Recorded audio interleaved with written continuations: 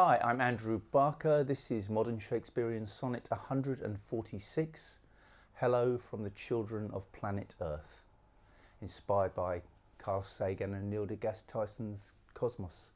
This is about the gold discs on Voyager. No other objects touched by human hands have ever ventured this far from our home. The pale blue dot that 'gainst the cold night stands, so insignificantly small, alone and so important. There we crawled and grew, looked up into the sky, announced we're here, and deep into the universe flung you, to voyage for 100 million years. Containing human ways to say hello, the brainwaves of a woman new in love, a dog's bark, Mozart, whale song, rock and roll, as greetings from the peoples of the earth.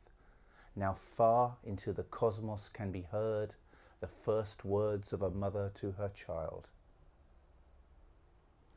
Thank you. That was Modern Shakespearean Sonnet 146, Hello from the Children of Planet Earth, inspired by Carl Sagan and Neil deGrasse Tyson. Thank you very much.